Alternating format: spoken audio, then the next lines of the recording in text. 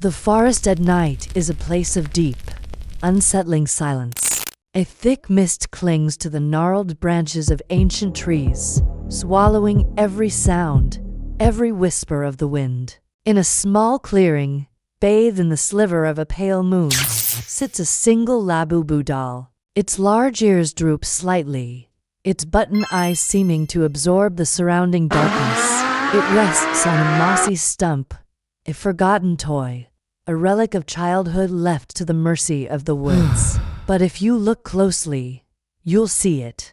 A faint, almost imperceptible glow emanates from within those glassy eyes. A tiny spark of life where none should be. The air grows cold, heavy with an unspoken story, a legend that the locals only dare to whisper when the sun is high and the shadows are short. They say some toys are never truly abandoned. They say that feelings, love, joy, and especially loneliness can seep into the vinyl and stuffing, creating a vessel, an empty home waiting for a new resident. And in a place like this, a forest saturated with age and mystery, there are so many things looking for a home. Urban legends speak of spirits, of echoes of the past that wander these woods, searching for a way to touch the world of the living once more.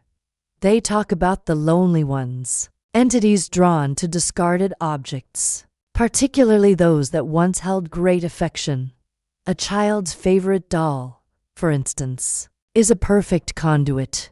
It's a beacon in the spiritual darkness, radiating a phantom warmth that these lost souls crave. And tonight, something has answered the call. It starts with a twitch, a tiny, unnatural movement in the doll's plush arm. Then another, in its leg. The movements are jerky, like a marionette testing its strings for the first time. The faint glow in its eyes intensifies, pulsing with a soft, rhythmic beat, like a nascent heart. The mist around the stump begins to thicken, coiling and swirling as if disturbed by an unseen force. The shadows cast by the skeletal trees elongate, stretching like grasping fingers towards the doll. They don't just stretch, they twist and writhe, forming impossible shapes, figures that dance just at the edge of your perception. The silence of the forest is broken by a soft, dry crackling, like old leaves being crushed underfoot. But there's nothing there, nothing you can see. Anyway, the doll's head slowly turns, the movement stiff and deliberate. Its painted-on smile seems to widen, stretching just a fraction of an inch too far. A low hum vibrates through the air, a sound that feels less heard and more felt, resonating deep within your chest. This is the moment the legends warn about. The moment the vessel is filled. The boundary between the inanimate and the animate dissolves, and something new is about to be born from old fears and forgotten folklore. The whispers of the forest grow louder, no longer just the rustling of leaves but coherent, overlapping murmurs. They speak of a hunger, a longing to walk again, to see again, to feel again. The Labubu doll is no longer just a toy. It is a gateway, and that gateway is opening. The transformation is grotesque and hypnotic. The doll begins to swell, its vinyl skin stretching and groaning under an immense internal pressure. Its limbs elongate, popping and cracking as they grow into spindly, unnaturally long appendages. The plush body contorts, rising from the stump, its form shifting from a cute, collectible figure into something tall and gaunt. It rises and rises, until it stands over 8 feet tall, a nightmarish silhouette against the moon. Its head remains disproportionately large, the innocent Labubu face now a horrifying mask of its former self. The button eyes are now glowing orbs of malevolent light, and the simple smile has split into a jagged, ear-to-ear grin filled with what looks like sharpened splinters of wood. The creature is an affront to nature, an eldritch entity born from a child's plaything. It takes a step, its movements no longer jerky but fluid and predatory. Its long, spindly legs move with a silent grace, carrying its towering form through the dense trees without making a sound. The shadows seem to follow it, clinging to its body like a cloak. It moves with a purpose, a hunter now stalking its own domain. The air crackles with a palpable sense of dread. The whispers have ceased. Now, the only sound is the rhythmic, soft thud of its steps on the damp earth. Its head swivels, scanning the darkness, its glowing eyes piercing through the fog.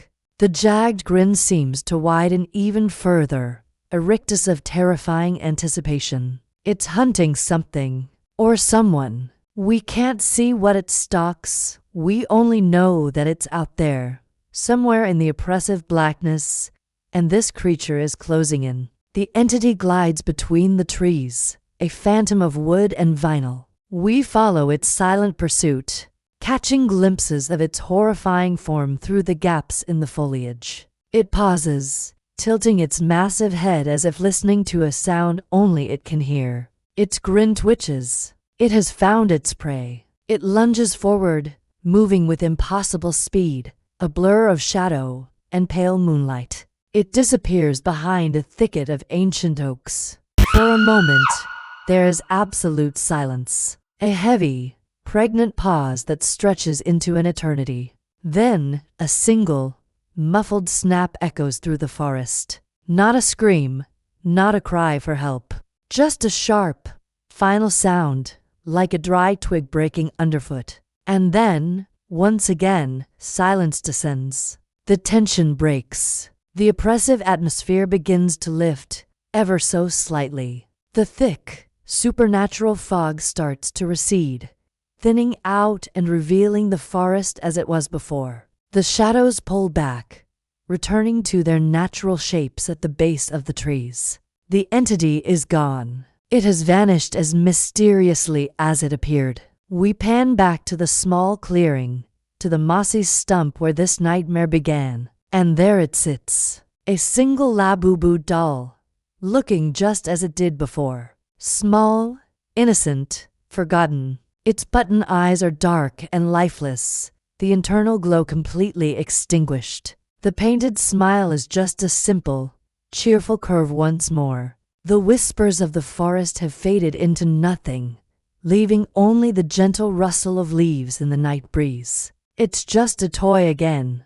But as the camera slowly pulls away, you can't help but wonder, is it truly empty? Or is it just sleeping, waiting for the next lonely soul to wander too deep into the woods, waiting to play again? Thank you for joining me on this journey into the shadows. If you enjoy tales that explore the darkness that lurks just beyond our sight, make sure to like this video and subscribe to the channel. Let me know in the comments what other urban legends you'd like to see brought to life. Until next time, stay curious and be careful what you leave behind in the woods.